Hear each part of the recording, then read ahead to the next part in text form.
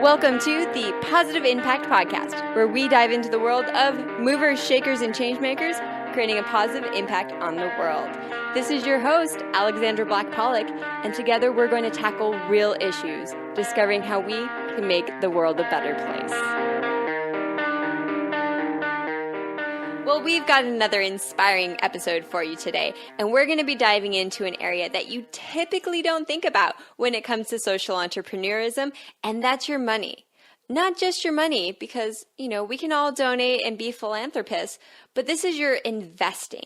So our guest today is going to show you how you can actually get an ROI on your investments through what's called impact investing. And additionally, we're also going to talk about angel investing for those social entrepreneurs. But first, this episode of the Positive Impact Podcast is brought to you by HelloFresh. Tired of the grocery store? Looking to spice up dinners? HelloFresh delivers delicious ingredients and easy recipes straight to your door. Take $40 off your first box at positiveimpactpodcast.com/fresh. You'll be enjoying cooking again in no time. To my listener, you should know that today's episode was recorded on site in Chicago at Impact Engine. And while I had gone there with my mics in tow and all my recording equipment, once I got there, everything went kaput. So from that co-working space in Chicago, today's guest and I rolled on and went in backup mode with a handheld recorder. So while today's audio is going to sound a little bit different than normal, hang around because I promise you, all of the information is going to be top-notch. Today I'm joined by a true mover and shaker, Elizabeth Coston, who is going to dive into an area of our lives that we never truly think about how to apply social principle to, our financial investment. Elizabeth is dedicated to helping drive a positive impact, particularly through entrepreneurship and investing through her role of Director of Operations and Investor Relations at Impact Engine here in Chicago. Thank you, Elizabeth, so much for joining me today. Happy to be here and excited to talk about impact investing. Fantastic. So let's start off with what is impact investing? So a lot of people define it in many different ways, but I think the simplest definition that I go by is investing in companies not only for financial returns, but also for social and environmental impact. Thank you for keeping that simple, because as we've mentioned before, investing can be very complex. When we're looking to apply this through that kind of dual spectrum, do I as the investor have to give up my financial returns to invest in companies that are going to create a positive impact? How does this work? That's definitely one of the topics that gets touched upon most frequently when we're talking about impact investing. So a lot of people think that there is a trade-off between impact and financial returns. And there's kind of a spectrum if you want to think about it. So there definitely are investments that you can make where you say, I'm willing to take less than a market rate return in order to generate outsized social or environmental impact.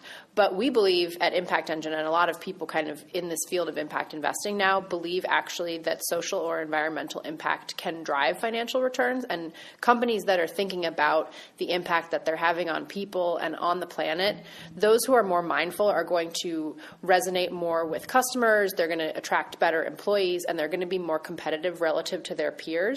So we actually believe that companies that are thinking about impact potentially could generate competitive, if not better, returns than other companies. So what you're almost saying is that companies that work to create social change and that are better companies are going to outperform in the market. That is where I'm putting my money in my mouth. Yes. I mean, I don't think that all of society has caught up to that notion yet. So I think there's still, some demonstration of that to be done. But I do believe that kind of where we're moving towards and, the millennial generation and people just being much more aware about the impact that all of their actions are having, I think that is increasingly going to drive better performance for companies that are thoughtful about those same things that the consumers are trying to think about. It makes perfect sense, though, because as a consumer, when I look to buy products, I am moving more and more towards finding companies that are socially minded, who create both compelling, amazing products that are just super high quality, but also impact the world, whether it's through using sustainable materials, the one-for-one model, or just driving social change through their company culture.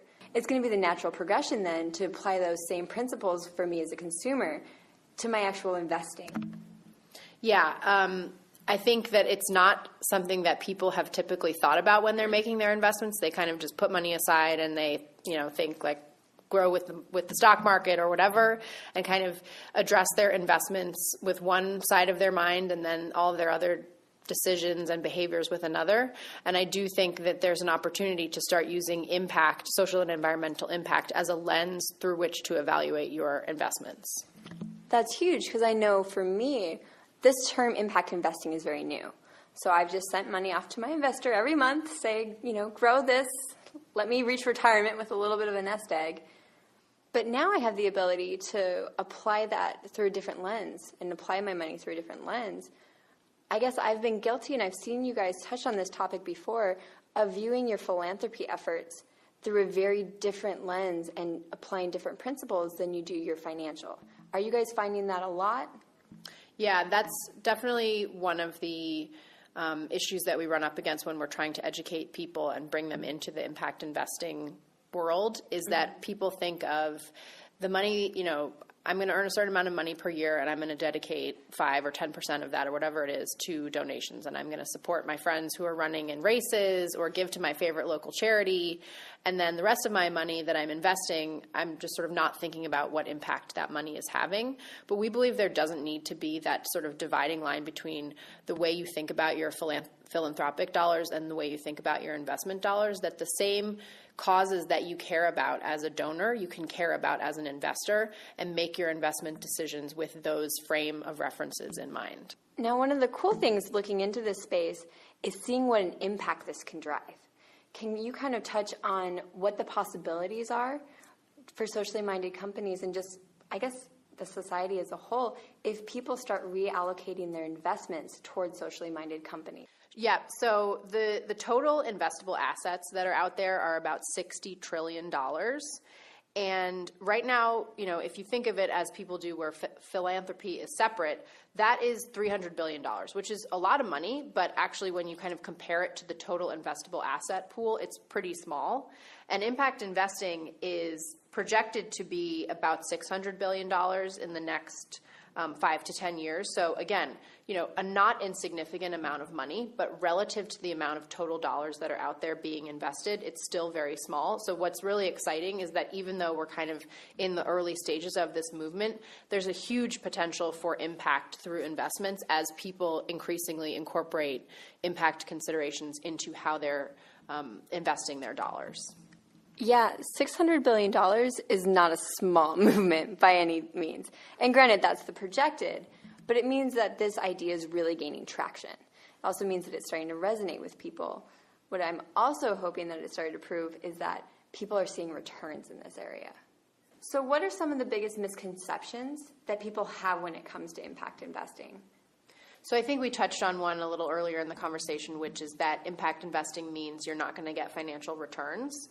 And I think that is up to the investor, and it depends on what asset class you're looking at. So if you're investing in stocks, you're taking higher than average risk, but you should be expecting to generate higher returns as a result of that. Mm-hmm. And I think with impact investing, you kind of just have to use that same frame of mind. Like if you're going to put an equity investment into a company, you're taking risk, but we think that with impact investing, you can still generate significant financial returns with that.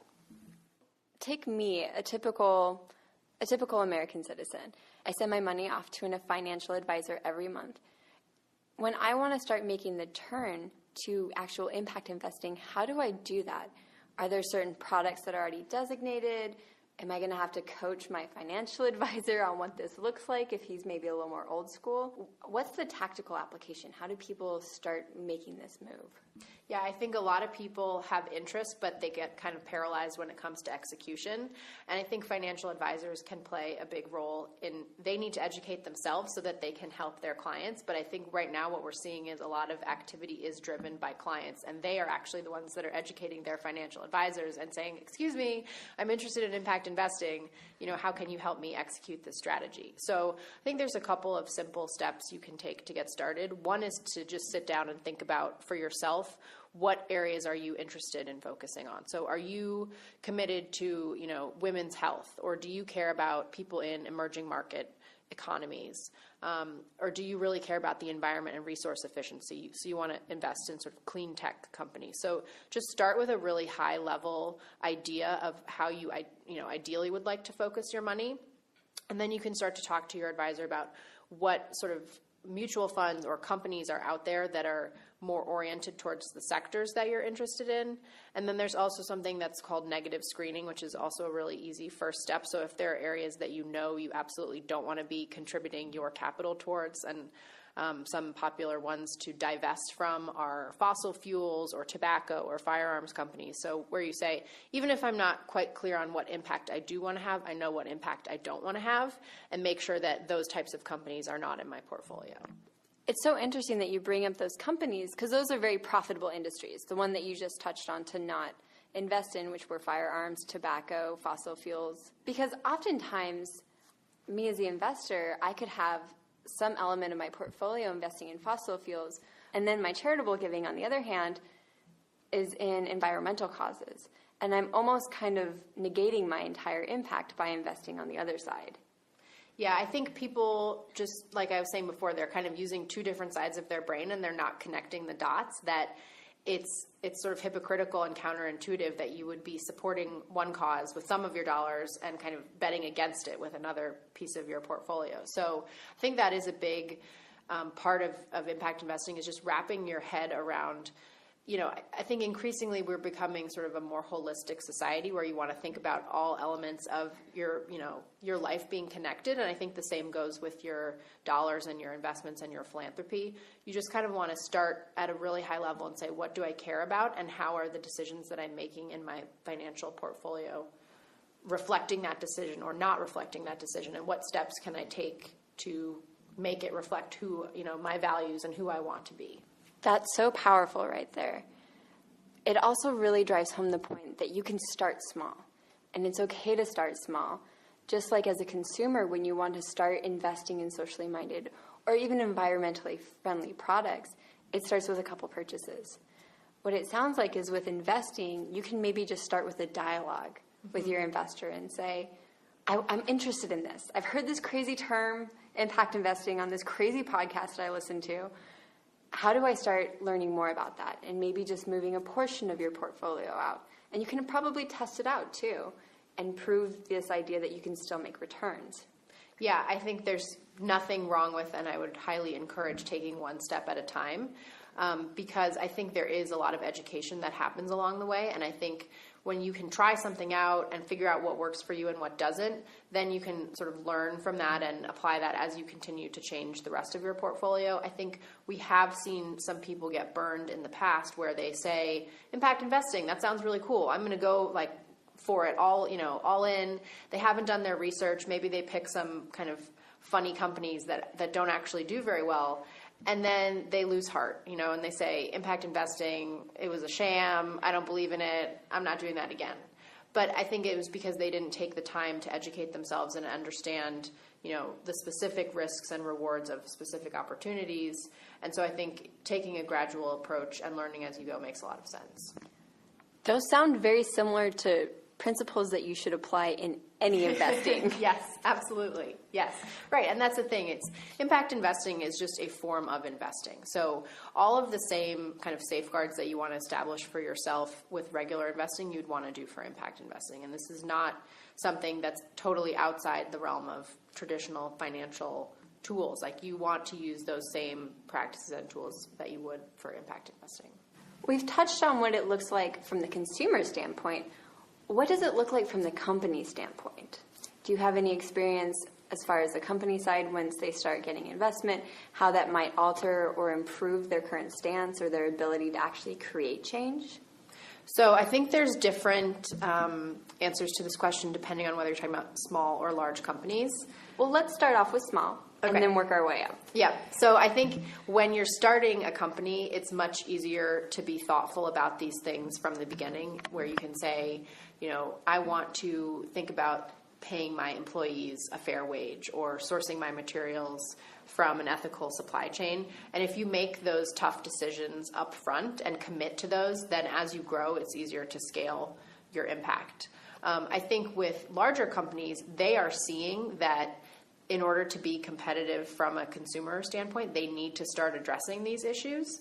But it's hard, given the size and scale of their operations, to kind of affect wholesale change right away. But I do think we're seeing those companies increasingly trying to figure out ways to start small and then get bigger.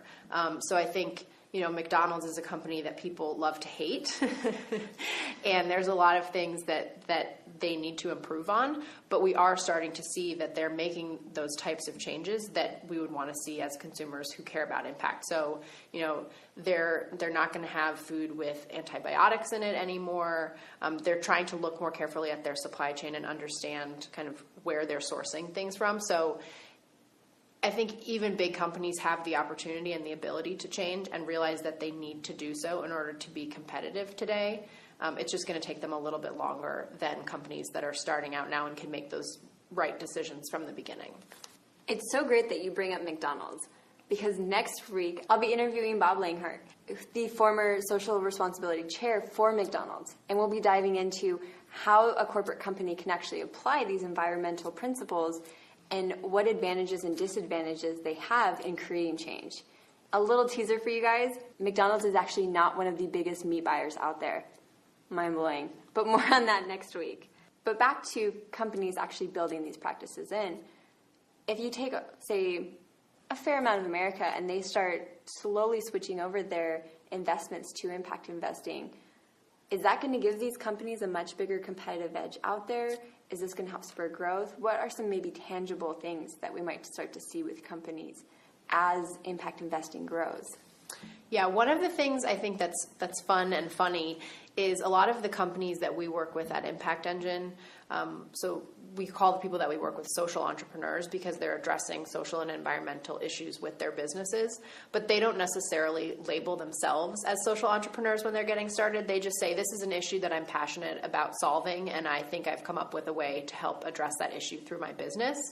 And I'm looking for anyone who believes in me to give me capital to help me grow that business, right? And so then we kind of introduce entrepreneurs to the topic and the tool of impact investing as well, and say there are people out there who really want to put their investments towards causes and problems that they, believe are going to have a powerful impact on our future.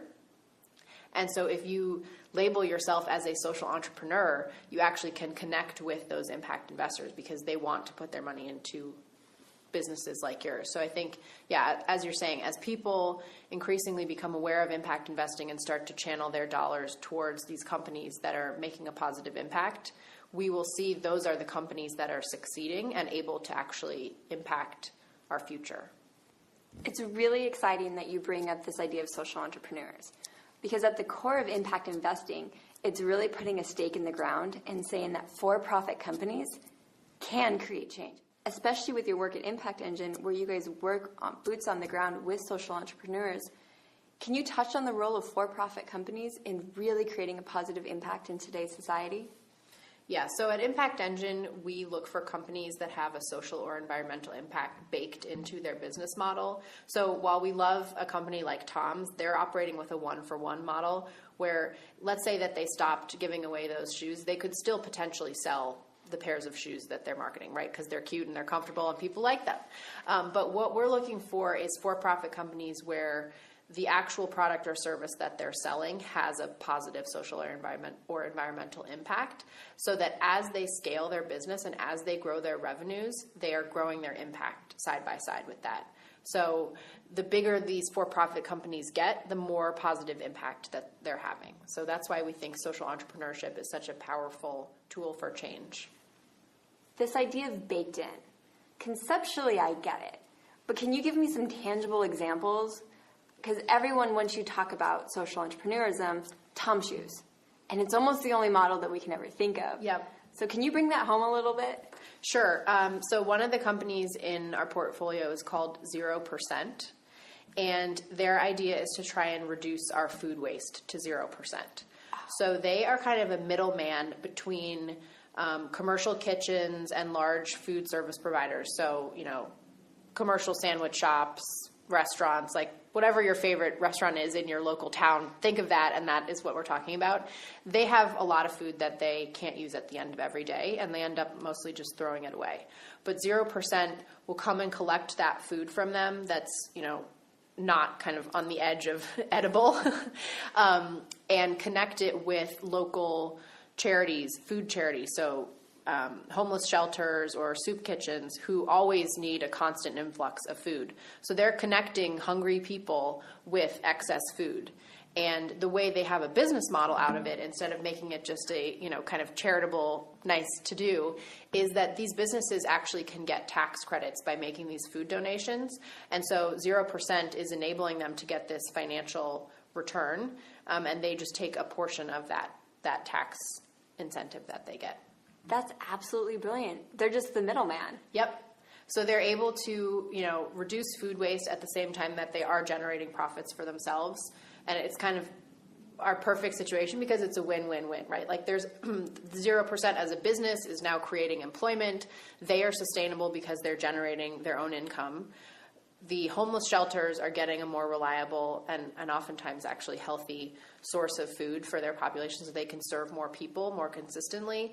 And then the businesses are also kind of getting a good PR aspect of this in addition to actually improving their own financial statements. You're right. That is a win-win-win. Can you maybe dive into another example? Just Sure. Because there's so much versatility in this space. Yeah, and this is my favorite thing to talk about because these are the best conversations to have when people don't understand what social entrepreneurs can look like, to give those tangible examples and, drive home, like, what does it actually mean? So another example, again, an impact engine portfolio company called Edovo. And the guy who started this company, his dad was an educator in the prison system in California. And he would hear stories from his dad about how these guys were so hungry for knowledge. They really liked learning. They liked taking these courses. But there just weren't enough resources in the jails to provide them with education. So the advent of technology, we have to use technology as a way to solve this problem. So he was passionate about connecting these jail and prison populations with educational opportunities. So they have created this tablet system that's preloaded with a bunch of content. It's internet connected, and you can do anything from complete your GED to do money management courses or, family skills coaching, and it's gamification as kind of is also a hot tech trend. So you can kind of get little rewards and incentives to motivate you to keep going to the next level to complete different courses. And they've had these in a couple of prisons. The inmates are really engaged with the tablets. They see them spending, quality time and getting a benefit from this. And kind of the long-term benefit for the prison systems is hopefully, and the theory is that in kind of educating themselves and bettering themselves, these people will have more opportunities when they leave jail. They'll be able to get jobs. They'll be able to kind of hold down steady income and have better family life. And so they're not going to commit as many crimes. So the recidivism rate, which is the rate at which people who have left jail and recommit a crime, should go down over time. So this business is making money because they're charging the prison systems for these tablets, but the prison systems are incentivized to purchase them for the inmates because over time it's going to reduce overcrowding, kind of make the inmates behave better while they're in jail. So again, it's a win for everybody. I would never think to apply a model to a jail. I mean, the innovation in this space is just mind-blowing because in the two examples that you've just given, one is addressing food from restaurants and the over excess amount of food, and the other one is educating inmates. Mm-hmm. The number of different models that you guys must see is mind-blowing. Yeah, I mean, we're focused on businesses that are operating in education, economic empowerment, healthcare, and resource efficiency. That's where we have mentors and people where we think we can add value to those types of companies, and we think that there's a lot of growth potential in those sectors. But like you say, there are so many people with great ideas out there. There's so many problems that need solving that pretty much the opportunities are endless to apply social entrepreneurship. You kept on referencing these companies, these social entrepreneurs, as in the impact engine portfolio. Can you expand on that term? Sure. So Impact Engine has been around for about 3 years, and we started as an accelerator for social ventures. What that means is people are really early stage. They have an idea. They think they know how to address a certain market. They might have kind of an early stage product or service, but they need a lot of help kind of proving out their theory. And they need help, getting into the markets that they want to serve. They need money to support kind of development of their platform. So oftentimes those types of companies will apply for an accelerator. And in an accelerator, you give them a financial investment, and then you also provide them with some kind of mentorship, workshops, seminars to help them get their business off the ground. So Impact Engine has had 3 cohorts of our accelerator where we've had 23 companies come through. And actually now we're a little bit shifting the model where we're going to run it more frequently with fewer companies, and we're going to have more of an early stage fund. But again, we will still be providing companies with financial capital and human capital to help them ensure that they can succeed over the long term.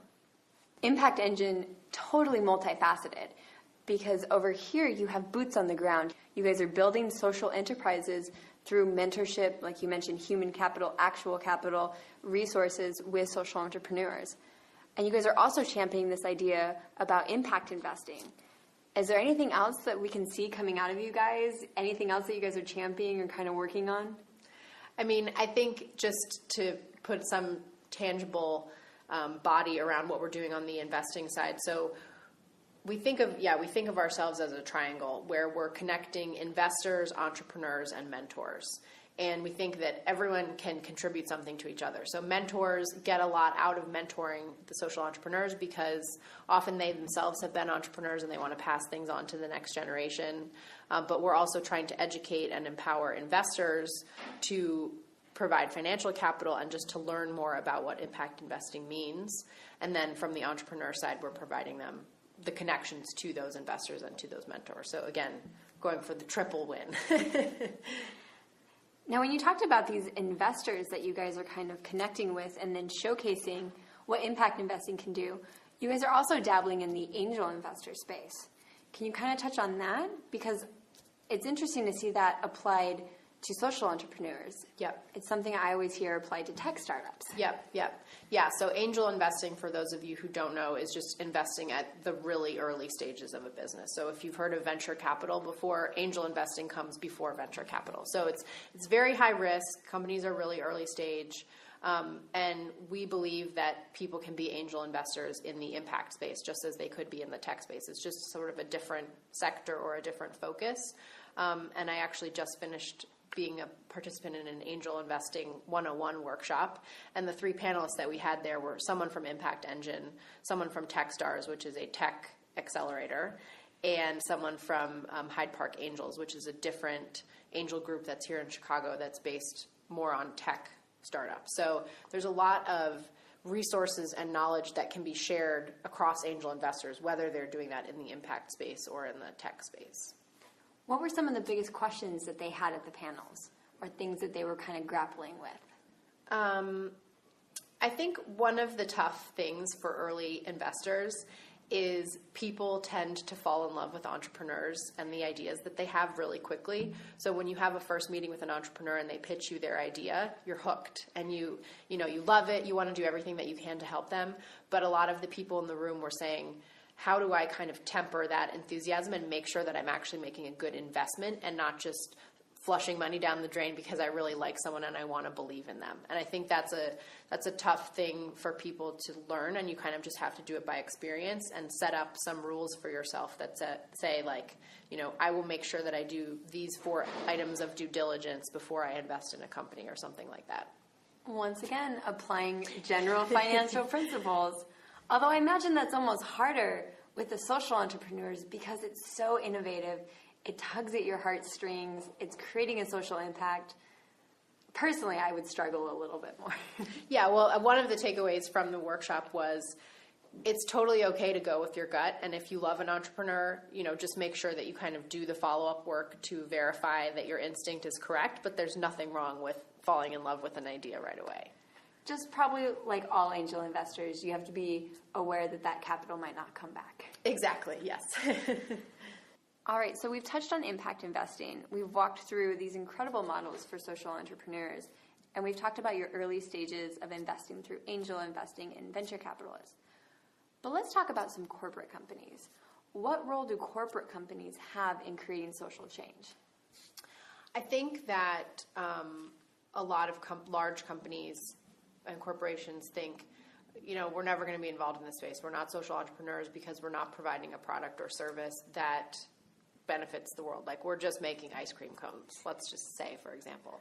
But I think what they can do and what they maybe don't realize is that you can have impact at every stage of your business and in every department of your business. So like we were talking about before, that ice cream cone company has a supply chain. They're getting their flour and their sugar and their butter from somewhere. And so if they can be thoughtful about the farms that they're getting that from, what geographic distance are they trucking those materials in from? Are the farmers who are making those products getting paid a fair wage? So they can be thoughtful kind of in just bringing in the ingredients for their product. Then there are the people who are helping them manufacture the ice cream cones. Do they give them health care? Do they provide them, maternity leave?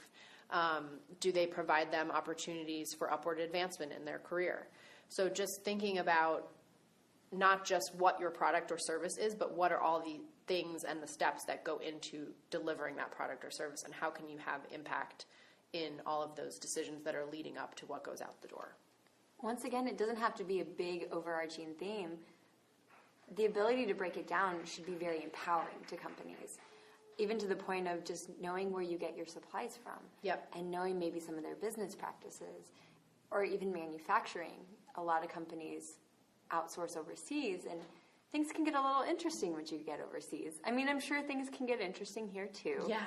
But just being very mindful about who you're even working with. Right. That seems like something so small that everyone can easily implement tomorrow. Yep. Right. And I don't think you need to commit to change right away, but like you're saying, just sort of knowledge and educating yourself and knowing what position you're in right now, so that then you can start to gauge what are your targets for improvement and when do you want to make those changes and how much do you want to set as a goal for yourself for improvement. It makes it all very achievable. And then if we do get this shift of all companies, both from the small startup space all the way through corporate, just being very intentional about being better. And it doesn't have to be this overarching theme of we're going to, change the world and no more deforestation or no more poverty, but even just being better to the people that work there. We're going to provide a living wage. We're going to provide health care. We're going to make sure our partners are practicing what sustainable measures they can. Tomorrow seems really exciting. Yeah, absolutely. When you worked at Kellogg School of Management, part of your job title touched on this idea of corporate social innovation. Can you walk us through what that might mean?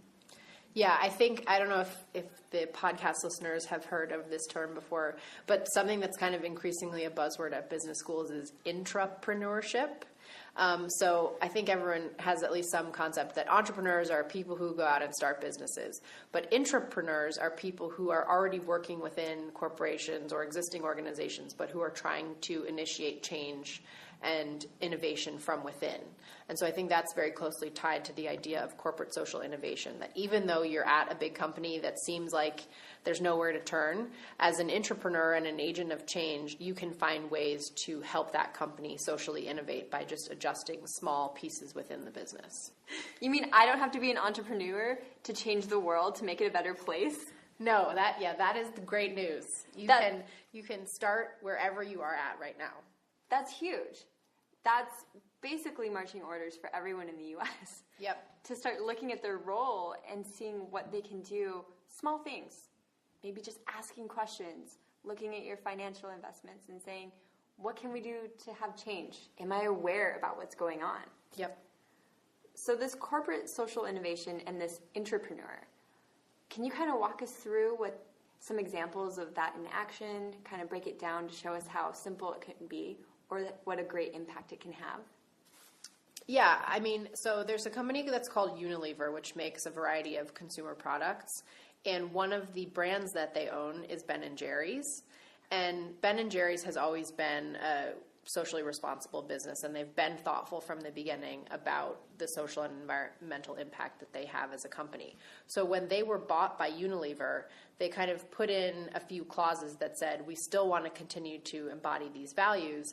And what's been really interesting is that they and kind of the employees that are associated with Ben & Jerry's, I feel like, I don't know, I haven't been inside the company, so I can't be sure whether this is true or not, but it seems like having that brand as part of the portfolio has had a ripple effect on the rest of Unilever, because Unilever as an overall company now has been making increasing commitments to address their environmental footprint, to be more thoughtful about their social impacts and the choices that they're making as a company. And they are, a multi-billion-dollar international company.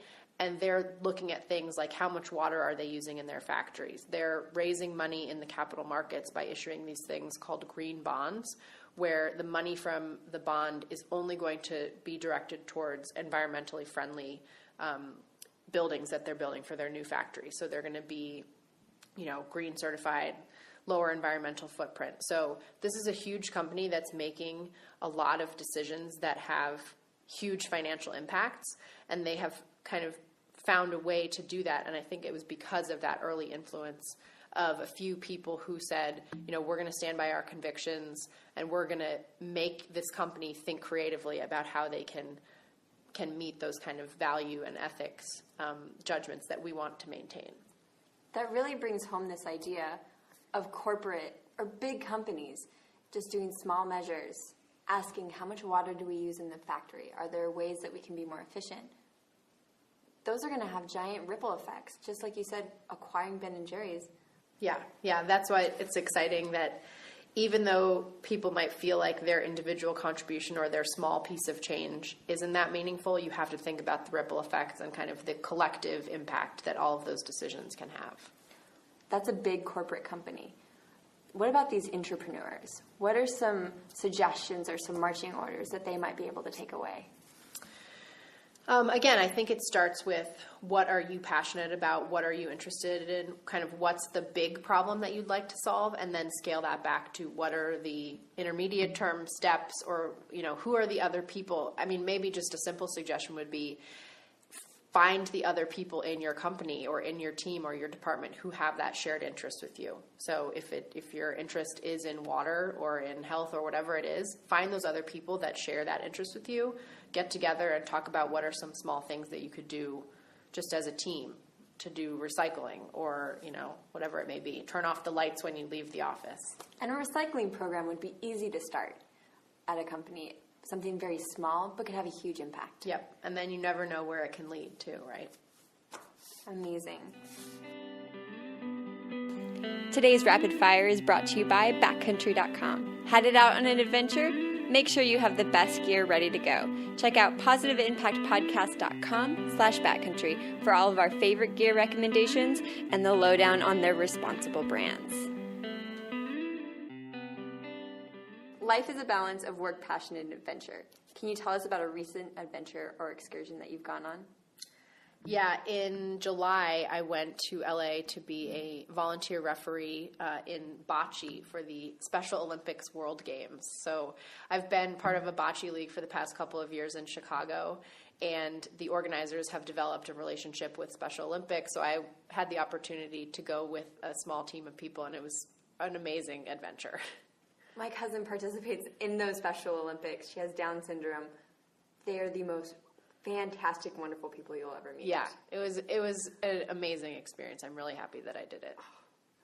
I don't know if you can top that one, but what is a really memorable or interesting trip that you've taken? I love to travel, so this is a tough one, but my mom's ancestors are Croatian, or at least on one side of the family, and so actually as a family trip, maybe 10 years ago, we went to Croatia to kind of explore our ancestral heritage, and we actually went to the small town where they were from and met some people who we think were our relatives. We didn't speak the same language.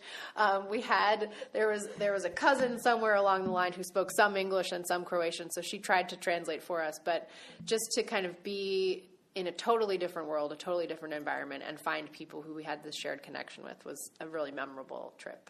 You look like me. We could be related. Yeah. Many entrepreneurs, especially social entrepreneurs, find solace and tranquility in the outdoors. Have you found that to be true? And if so, how does that influence your work with Impact Engine? I definitely think it's true, and it's interesting that you make that connection because I hadn't made it before. And unfortunately, Chicago is kind of a flat place. But I have some friends and family who live out on the West Coast, so I've taken the opportunity to go visit them and do some hiking trips. And I think being out in nature, you just are reminded of how big the world is and how insignificant some of your concerns or issues or stresses are. And it's just a really nice way to reset and kind of refocus and balance and remember what is important in life and kind of concentrate on those things and forget about the rest. So when you're on these outdoor excursions, what is your go-to shoe? Oh gosh, I have a pair of Patagonia hiking boots that I think I bought on sale years ago, and they have served me well. Is there another outdoor gear or piece of equipment that you just can't go without? You know, I love a good bandana. Nice. Bringing it back. Especially when it's been a couple of days on the trip and you haven't showered. You know, it's fun to throw a little flair in. If I've been wearing the bandana as a headband, then maybe I'm going to move it around my neck, wipe my brow with it. You know, it's a multifunctional piece of clothing. Although if you're backpacking and you haven't been around a shower recently, that's definitely not something that you want to move off of the hair. It's kind of a permanent fixture at that point. You got to hide that hair, yeah. Can you describe a time when you were able to have boots on the ground and actually see the impact of the work that you were doing? Yeah, so I'm actually going to steal this example from my boss. One of the companies that's in the Impact Engine portfolio is called Hooray Learning, and they have a product called Hooray Writing that helps kids get excited about writing. So it's often something that kids just dread and they don't feel inspired and they don't know what to do. And so this company is trying to help create really exciting, enticing prompts that help kids want to write and complete stories. And so my boss's kids are fitting right into that demographic. They're like 9 and 13 or 14, don't love writing. And so they came in for a session with the company to try and help brainstorm with them ideas that could make writing more fun for kids. And it was just great to see that, you know, this product in action, that it really did make them more excited about wanting to write. And so that was sort of the ultimate success story. What is one of your biggest successes with Impact Engine? Well, I'm still pretty new to the team, so I'll take my small successes right now. But I'm really proud of having helped get our angel network off the ground. Right now we have about 50 people who are members, and these are people who are all committed to making angel investments in the impact space. And so it's great to be a part of kind of facilitating them meeting each other so that they can co-invest in deals and helping to educate them about this space so that they can continue to support its growth. What's your best failure? Whew, that's a hard question. I think it was when it was in my second job where I was working in wealth management, and I really liked what I was doing, and I was kind of worried because I didn't know if I was going to be the kind of person who would have the same job for life. And so at some point in that job, I just decided I want more out of my career. I want to be making an impact every day. And so I kind of considered it a failure because I had thought I would be in this job forever, and I was sort of deciding that I wanted to quit. But I think ultimately that led me to business school, and then that led me into impact investing and social entrepreneurship. And I feel really fulfilled by my career now, and I'm really happy that I made that change when I did. When you were making that change and when you were leaving that company that I imagine you had incredible relationships with, especially since you enjoyed your work, how hard was that?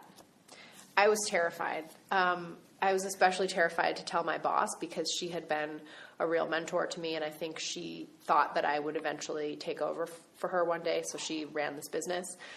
So it was scary and it was hard, but she was incredibly supportive once I told her and kind of made me realize that, you know, the greatest thing, or whatever, what's that phrase? Fear, nothing to fear but fear itself. And you just kind of have to be willing to change, and people are excited to support that change for you. It's great that you brought up mentors, because that's actually my next question. What role has mentorship played in your life in either having mentors or being a mentor? Yeah, I think I've been really fortunate to have had great mentors up until now, and actually kind of a unique situation. I've had a lot of female mentors, which is sort of rare in the finance world where it's still quite male dominated.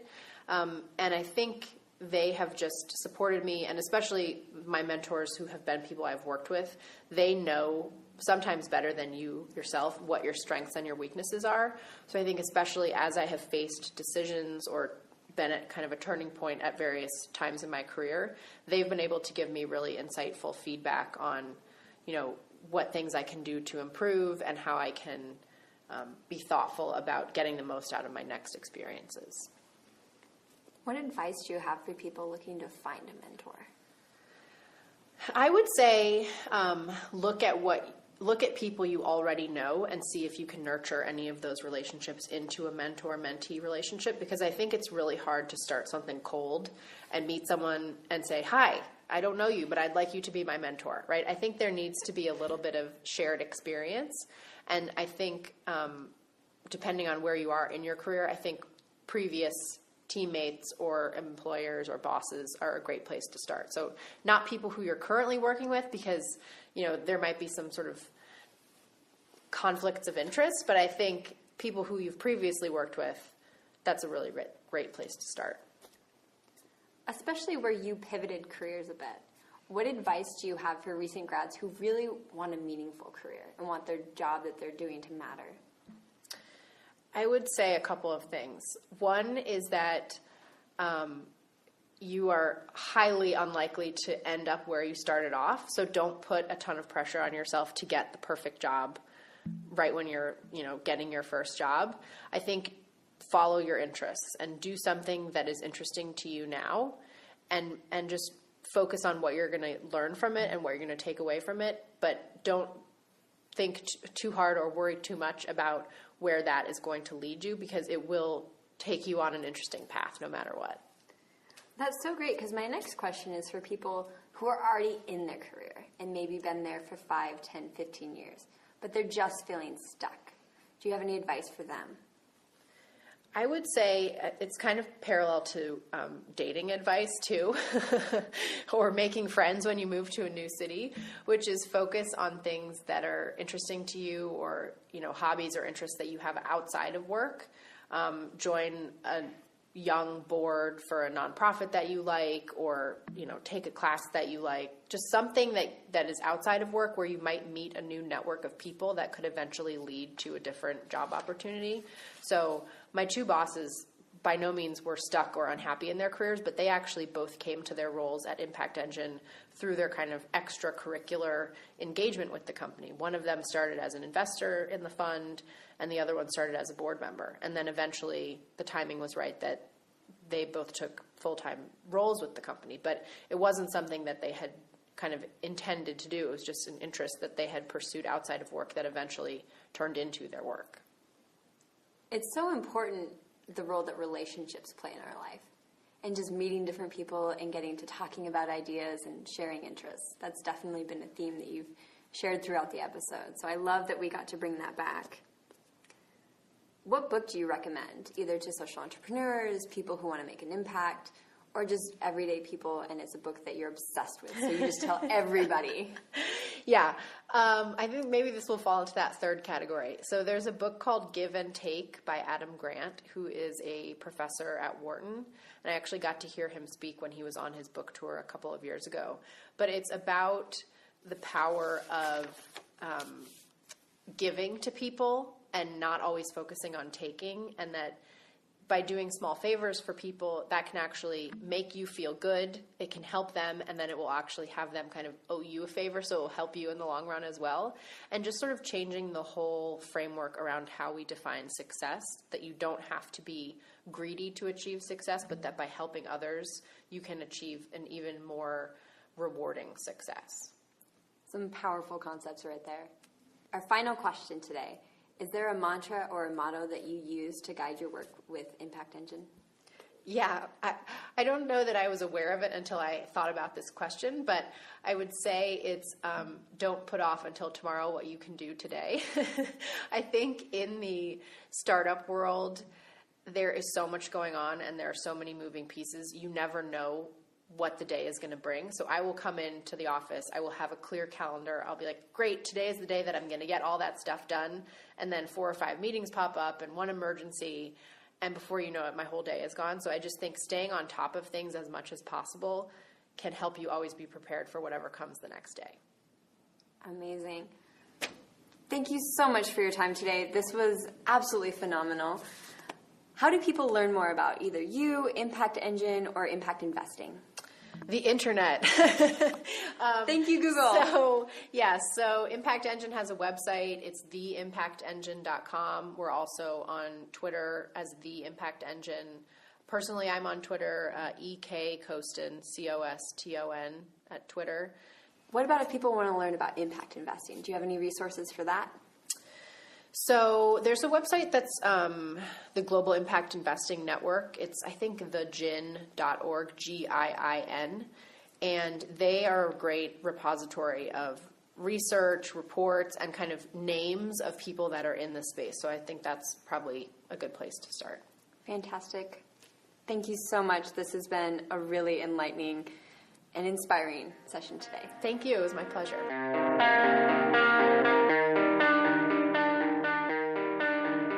Well, that wraps up another inspiring session of the Positive Impact Podcast. I hope you feel inspired to go out and research impact investing and find actual ways that you can put your money where your mouth is and still get an ROI. If you're looking for today's show notes, head on over to positiveimpactpodcast.com/episode 5. We're going to be putting up all the resources and notes from today's episode, including a couple photos that Elizabeth shared with us. And make sure to check out Elizabeth's recommended Give and Take by Adam Grant on positiveimpactpodcast.com/Goodreads.